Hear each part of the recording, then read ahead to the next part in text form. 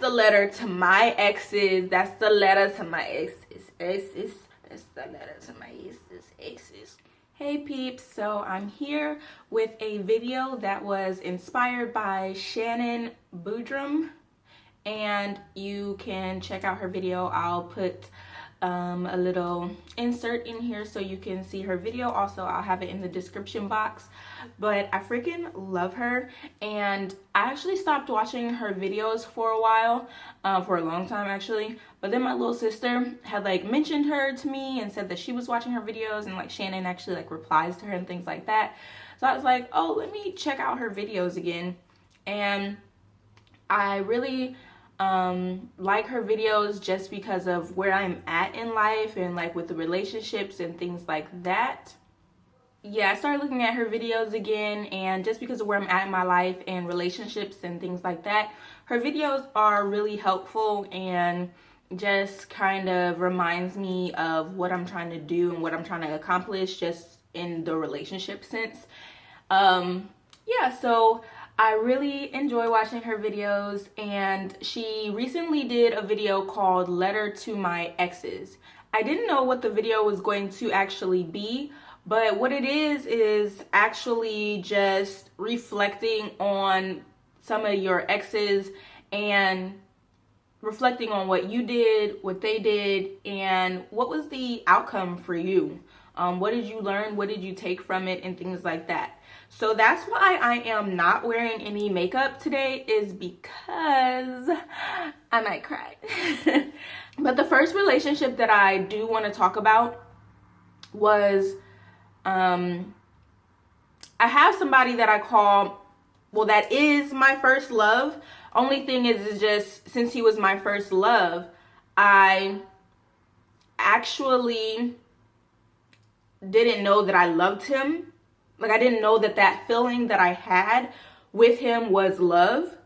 I don't know if any of you have ever experienced something like that. If you have, please comment down below, because I don't know, like, I met him when I was 13 and he was 15. And I didn't know what loving a man was, or a boy, or whatever. I didn't know what that was. And plus, I was a savage, so so that's another reason why I was just didn't know what I was feeling, is because regardless of what I was feeling, I was just being a savage. So I couldn't really tap into loving him, because that just wasn't what I was on. And then like years later, when I was like 15 and he was 17, I realized that this whole time what I had been feeling for him was love. And I actually told him that, and I don't know if he ever told me he loved me, but I'm pretty sure that he does love me, just because of just our relationship. Like, our relationship is like kind of weird in a way. We just been like, well, we haven't been on in a long time. The last time that I was actually like talking to him was junior year of college. So I was 21, or yeah, I was 21. So from 13 to 21, me and this dude have been around each other off and on this whole time. Out of that relationship, the one thing that I actually did learn is that me and him would always encounter each other on the block, you know, in the hood or whatever, on the strip. So that was the location of our relationship from 13 years old to 21 years old. That was the location of our relationship. We never saw each other outside of, you know, just being with the homies and being on the block, you know. So one time, me and him went to Easton. So anybody in Columbus knows Easton. That's pretty much our mall, our go-to mall. So all we did, because both me and him didn't have no money, all we did was hold hands and walk around Easton, like the outside part, because it was the summertime. And that's all we did. And that was such a breath of fresh air. And I feel like a lot of, or not a lot of, but some of our relationship problems could have been resolved, or we could have had a better relationship if we did stuff. And I mean, yeah, we were young, but I mean, me and him at some point in time had money, a little bit of money, you know, whether it was $10, $5, something. Like, you could go do something with that $5, $10, or put our $5, $10 together and go eat somewhere. Like, we could have made that happen, but we just never did. And I realized, you know, just thinking back, you know, after everything is said and done, I realized from that relationship that it is important to do stuff with whoever you're trying to talk to. Because sitting in the house every single day up under each other is going to get old, and there's nothing different that's really gonna come of that. When you go and put yourself in different circumstances, situations, environments with somebody, you find out things that you would have never found out. Maybe this person is scared of water. Maybe they don't want to go on a boat. Maybe they're a daredevil. Maybe they want to jump out of a plane. But if you don't ever bring it up or put yourself in that situation to do those things, you're never going to find out.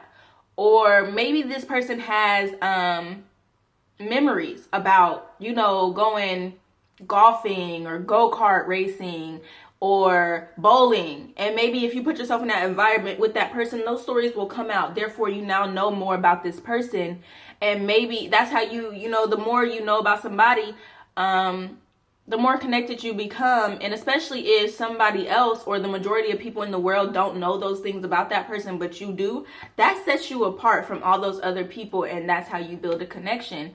One way that you can build a connection.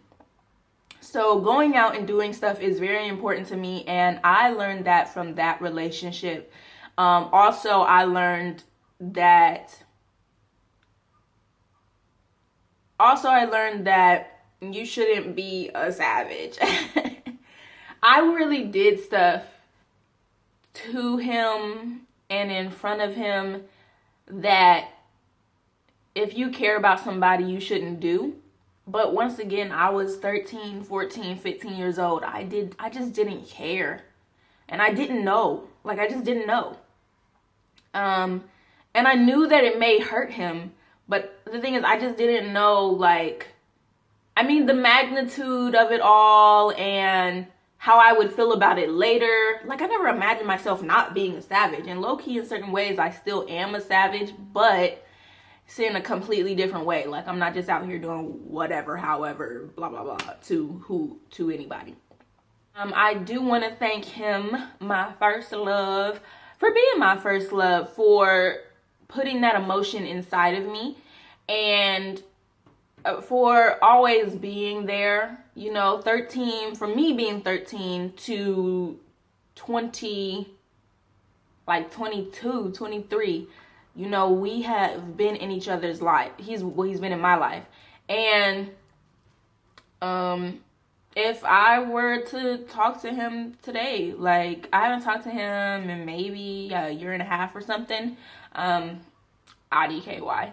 But if I talk to him today, it would be bomb, man. I always want him to, it's not that I want him to be in my life, like, just, you know, in my life, but I want us to always have a good relationship, because that's my first love, and we're friends with all the same people and stuff like that. Like, we grew up together. Like, we were on that block hard and heavy, okay?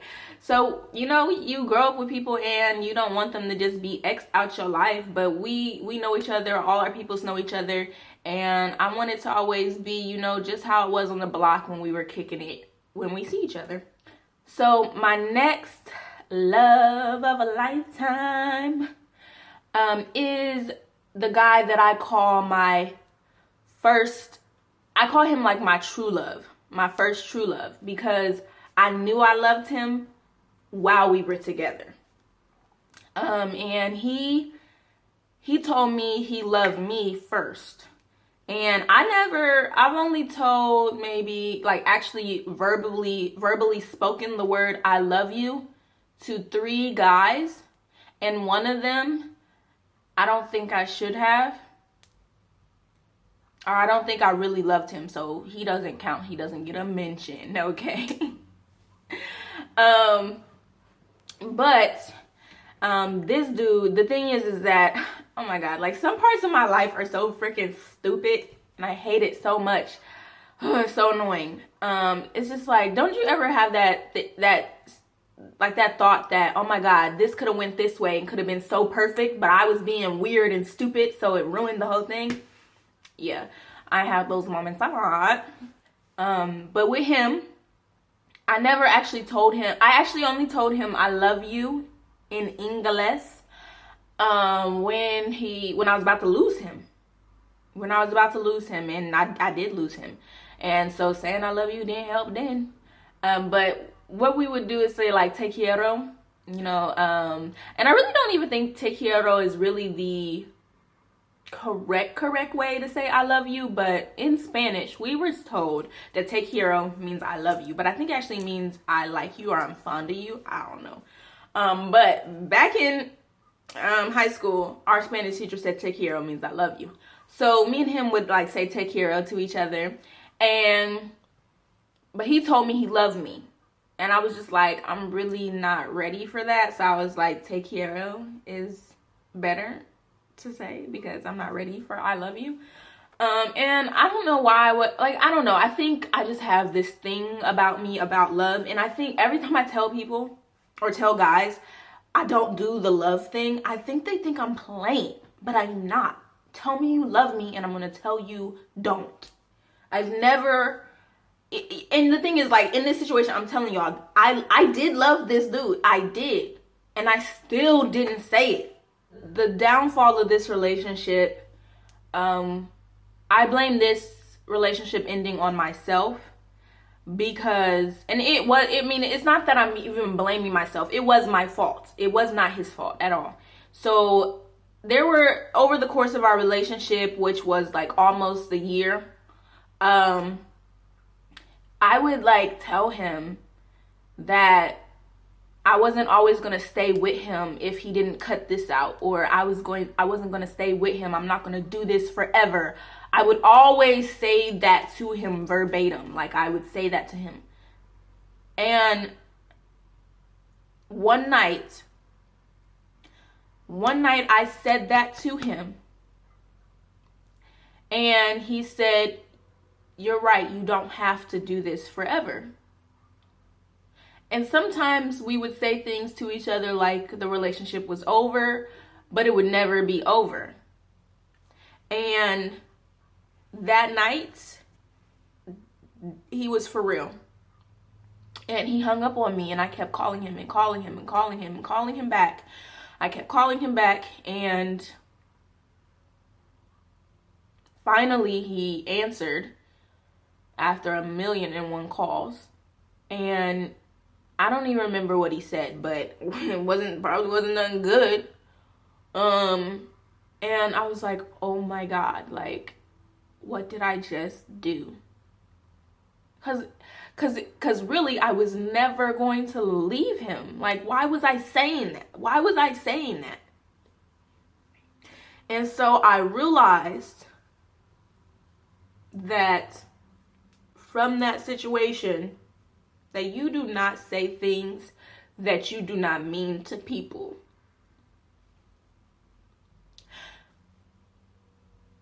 That's what I really got out of that. Because I lost somebody who was so good to me. And I was just so dumb for doing that.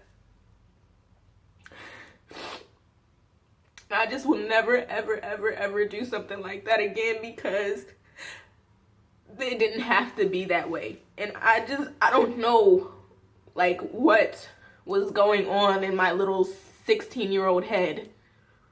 But you don't say things like that to somebody when you love them. You don't. And when you're stupid and doing and saying things that you shouldn't do just because you're naive, you are going to mess something up that could have been great. That's what's going to happen. And that's what happened to me. And although I know everything in life happens for a reason, and I know that I needed all of these lessons to get to where and who I am today, if I could do one thing in any relationship over again, I just would not have done that. If I could have had him as my high school sweetheart and been married already and all this stuff, I really would just take that back. I really would take that back, and I would say what I mean. I would say I love you to him the whole time we were together, and I would have never made our love seem like I was just going to rip it away from him. But yeah, that's that relationship. And that's the number one thing that I learned from that relationship, is you do not say things you do not mean. And also over the course of time, reflecting on that, not only with him, but also in other relationships with like my parents, my mom, my sisters, friends, you do not say things that you do not mean. Because you are going to get someone saying something to you back based on what you just said. And you're not going to like it. And you're going to get actions back based on what you just did or said that you're not going to like, because it's all based on something that's not true. You said and did something that you don't mean. So when you love someone, you need to act in love. Even if you saying something that's not nice, even if you saying something that they're not going to like, it needs to be because you need to be saying it because you love them, because you want them to be better, not because you are talking with venom and malice in your voice, in your heart at that time. Another thing that I learned out of that relationship, well, actually, not another thing that I learned. That was the number one thing that I learned in that relationship. Oh, no. The second thing I learned was a lot of these things would come about with me saying I wasn't going to do this forever and all that type of stuff, is because he was doing things, or he was a part of things that he kept saying he was going to change eventually. And because he told me that this is something he wanted to do, I thought that as his like girlfriend, the girl he's talking to, that it was my job to make sure he did it. So I'm badgering him, do this, do that, do this. Why aren't you doing it? You said you wanted to do this. You said you wanted to be a better man. You said you wanted to be a better man for your mom. You said this and you said that. You got to, even though they say as the woman or girl in a man's life, boy's life, you are supposed to lift him up and help him get to where he's supposed to be, all this other stuff. But you cannot force nobody to do nothing that they do not want to do. You cannot force nobody to do nothing they do not want to do. And although he was saying all these things, I felt like he wasn't doing anything to really get there. And the thing is also, maybe he was to himself, and I was knocking him down and making him feel like whatever he thought he was doing wasn't nothing. I thank him for setting the bar for me. I've been single for 3 years, and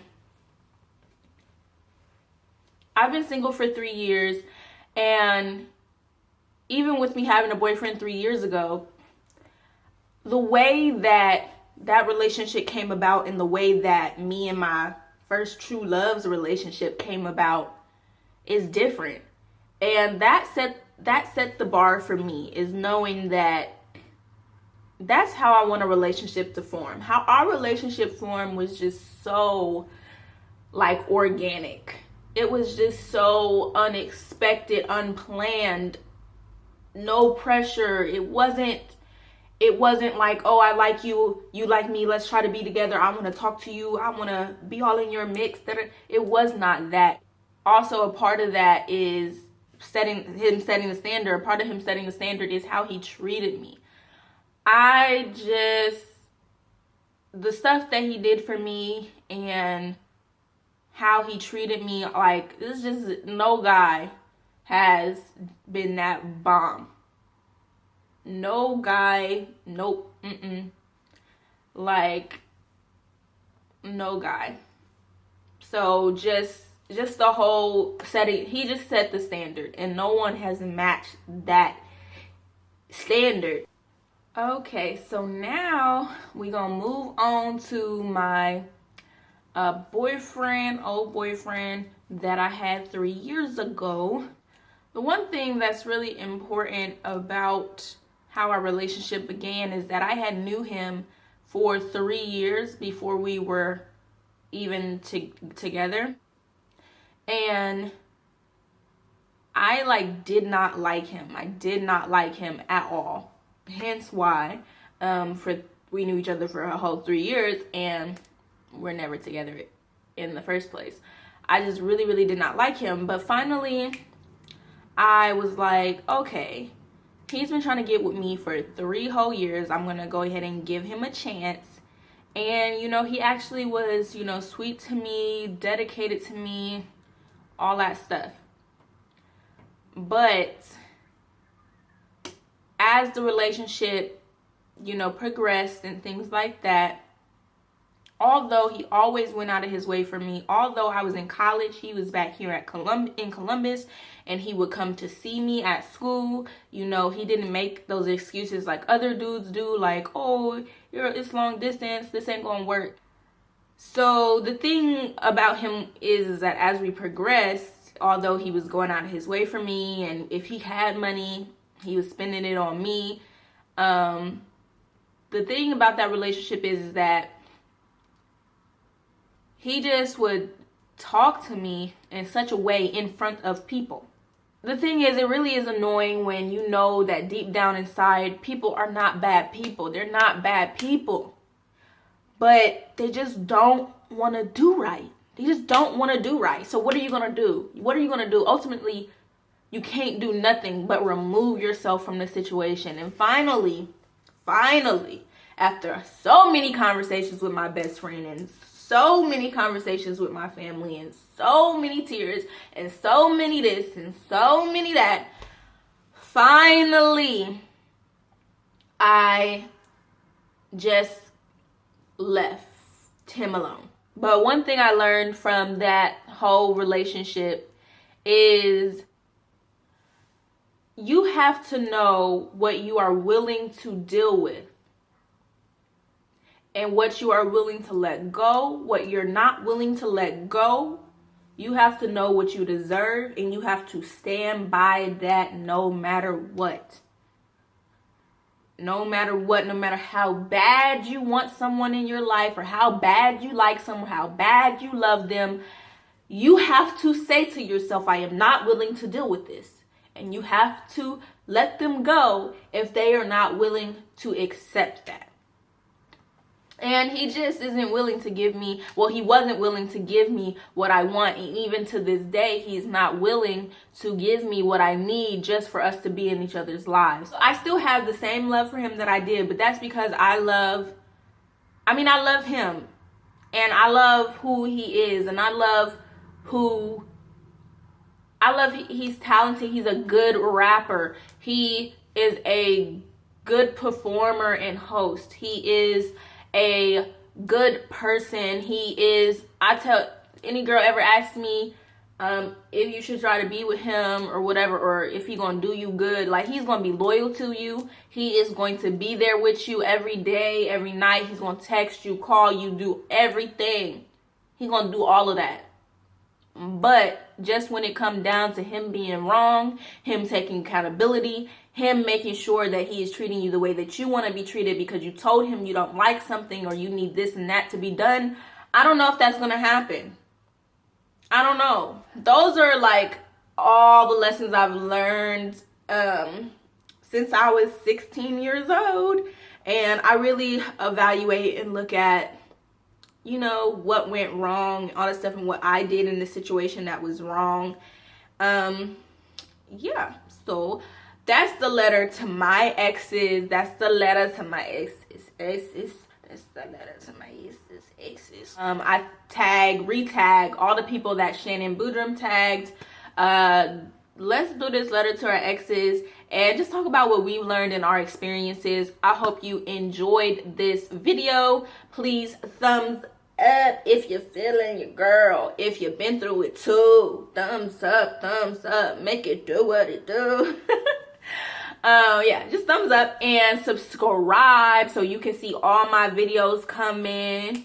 We got the vlogs, we got financial literacy, we got talk that talk, we got cooking. Okay, we got it all. We got beauty, we got makeup, we got hair. You need this in your life. And comment down below if you relate to any of this, if you've been through any of this, and tell me your story. Tell me what you learned, and tell me what you thank that person for, because everything is for a reason. There's good and there's bad. So there's a reason to thank these people, and there's a reason why they were in your life to learn. And that bad is typically going to pull out that learning for you. But it's two sides always. So let me know down below, and I'm definitely going to engage with y'all if you engage with your girl. So I will see y'all in the next video. Thank you guys for watching. Peace.